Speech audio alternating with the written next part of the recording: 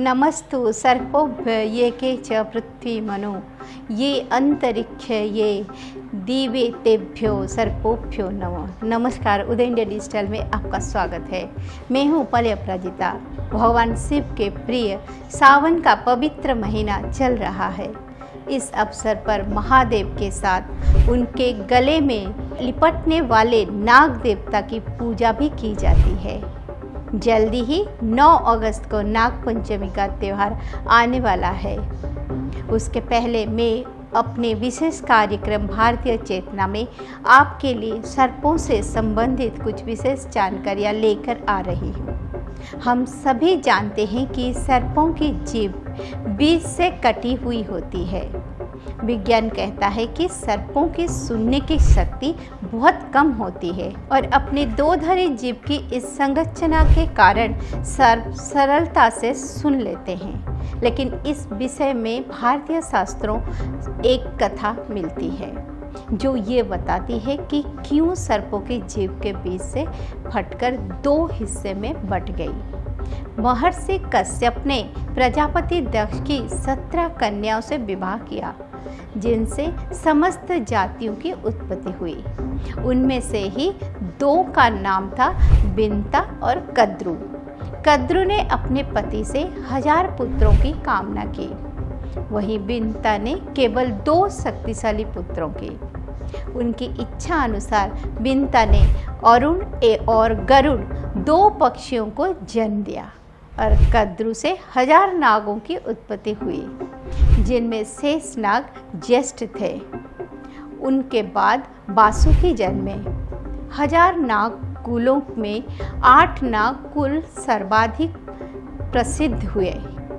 एक बार बिंता भ्रमण कर रही थी, तभी उन्होंने उच्चश्रवा घोड़े को देखा।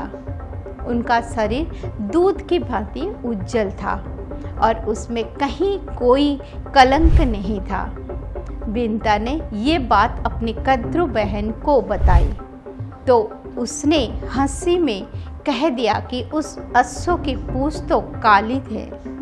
इसी बात पर दोनों में शर्त लग गई कि जिसके बात असत्य होगी उसे दूसरी बहन की दासी बनकर रहना होगा। शर्त जीतने के लिए कद्रु ने अपने पुत्र नागों से कहा कि वे उच्चश्रवा के पूंछ से लिपट जाए ताकि उसकी पूंछ काली लगने लगे।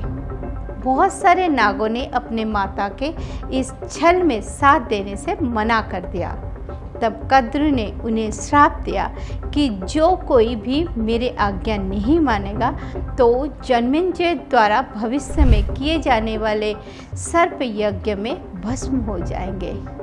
उस भय से नागों ने उनकी बात मान ली, किंतु शेष नाग वासुकी और कुछ अन्य नागों ने श्राप की स्वीकार किया, किंतु कद्रु के छल में साथ देने से मना कर दिया।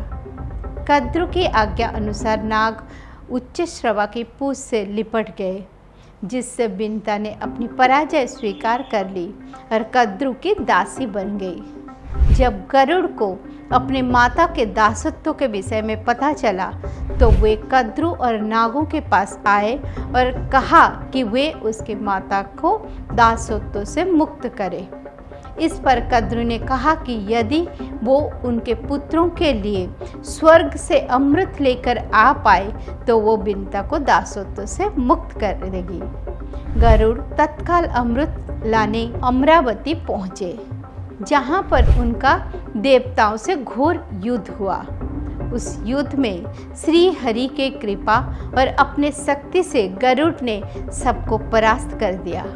तब स्वयं देवराज इंद्र युद्ध करने आए।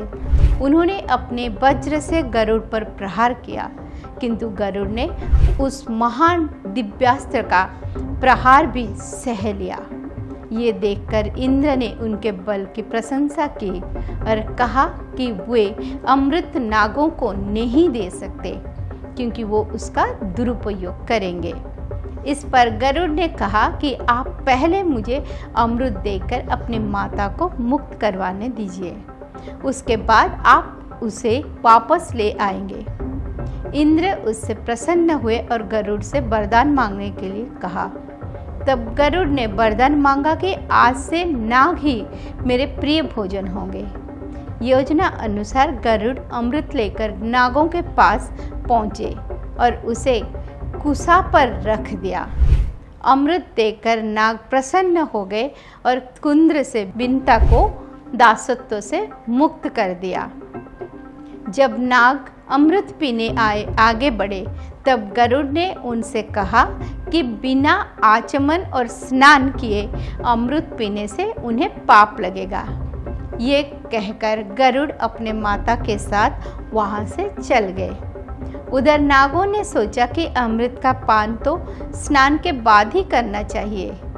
ये सोचकर वे सब स्नान करने चले। इस बीच देवराज इंद्र अमृत को लेकर वापस स्वर्ग आ गए।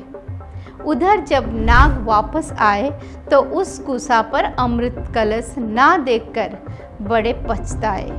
लेकिन सात्विक नाग समझ गए कि उनके माता के छल में साथ देने के कारण ही उनके साथ भी छल हुआ है। नागों ने सोचा कि अमृत इतनी देर तक कुसा पर पड़ा हुआ था तो संभव है कि उसकी कुछ बूंदें वहाँ गिरी होगी। यही सोचकर वे सभी कुसा को चाटने लगे, किंतु कुसा की तेज धार से उन सभी की जीभ के 2 टुकड़े हो गए। नागों ने इसे भी अपने माता के छल में साथ देने के अपराध के रूप में स्वीकार कर लिया। क्योंकि कुसा से अमृत कलश का स्पर्श हुआ था, इसी कारण कुसा को अत्यंत पवित्र माना जाने लगा। यही कारण है कि किसी भी पूजा में कुसा का प्रयोग अवश्य होता है। भारतीय शास्त्रों और पुराणों में वर्णित इसी प्रकार की दुर्लभ कथाओं को जानने के लिए कृपया मेरा विशेष कार्यक्रम भारतीय चेतना जरूर देखें और उदय इंडिया चैनल को सब्सक्राइब करना ना भूलें। ओम नमः शिवाय।